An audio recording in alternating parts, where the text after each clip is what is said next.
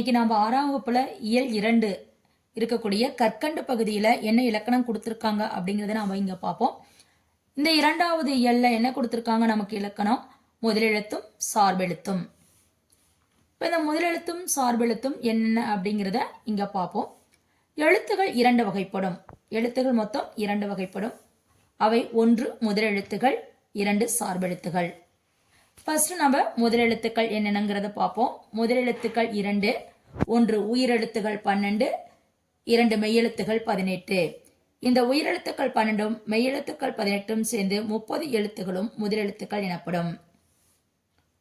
பிற எழுத்துகள் தோன்றுவதற்கும் இயங்குவதற்கும் முதற்காரணமாக அமைவதால் இவற்றை நாம் முதலெழுத்துகள் என்று கூறுகிறோம். அடுத்தது நம்ம பார்க்க போறது சார்பெழுத்துக்கள். சார்பெழுத்துக்கள் எத்தனை அப்படின்னா 10.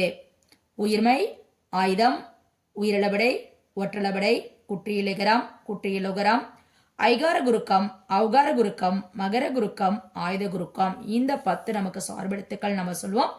இந்த சார்பெழுத்துக்கள்ல நாம ஃபர்ஸ்ட் இந்த உயிர்மை, ஆயுதம் அப்படிங்கிற 2 எழுத்துக்களை மட்டும் இங்க பார்ப்போம். ஃபர்ஸ்ட் ஒன் உயிர்மை. மெய்யெழுத்துகளும் உயிரெழுத்துகளும் ஒன்றுடன் ஒன்று சேர்வதால் உயிர்மை எழுத்துகள் தோன்றுகின்றன. அதாவது மெய்யெழுத்து 18ம் உயிரெழுத்து 12ம் சேர்வதால் நமக்கு உயிர்மை எழுத்துக்கள் 216 தோன்றுகிறது. உயிர்மை எழுத்தினுடைய வடிவம் எப்படி இருக்குன்னு பாத்தீங்கன்னா மெய்யும் உயிரும் சேர்ந்ததாக இருக்கும். இக்கு கூட்டலா கா. இதனுடைய வரி வடிவம் எப்படி இருக்கும் அப்படின்னா மெய்யெழுத்தை ஒத்திருக்கும். இக் இங் அப்படிங்கிற மெய்யெழுத்தை ஒத்திருக்கும். ஒலிக்கும் காலளவு எப்படி இருக்கும் பாத்தீங்கன்னா உயிரெழுத்தை ஒத்திருக்கும். அதாவது குறிலுக்கு 1 மாத்திரை, நெடிலுக்கு 2 மாத்திரை. முதலெழுத்துக்களை சார்ந்து வருவதால் இவை சார்பெழுத்து வகையில் அடங்கும். இந்த எழுத்துக்கள் எல்லாம் முதலெழுத்து சார்ந்து இருக்குது. முதலெழுத்துனா என்னது? உயிரெழுத்து 12ம் மெய்யெழுத்து 18ம் ஆகிய 30 எழுத்துக்களையும் சார்ந்து இந்த உயிர்மை எழுத்துக்கள் வருவதன் காரணமாக நாம இதை சார்பெழுத்துக்கள் என்று குறிப்பிடுகிறோம். அடுத்தது ஆயுதம். ஆயுதம் அப்படிங்கிறது நமக்கு தெரியும். இதுதான் நம்ம ஆயுதம் அப்படின்னு நம்ம சொல்வோம். 3 புள்ளிகள். 3 புள்ளிகளை உடைய தனித்த வடிவம். இது ஒரு தனிமையான வடிவம். இந்த வடிவம் எந்த எழுத்துகளுக்கும் கிடையாது. இதை நம்ம எப்படியெல்லாம் சொல்லலாம் பார்த்தீங்கன்னா ஆயுதம் மட்டும் கிடையாது. இதனுடைய பெயர் முப்புள்ளி, முப்பார்புள்ளி, தனிநிலை, அகேனம், ஒற்று, முற்றாயுதம் என்ற வேறு பெயர்களும் உண்டு.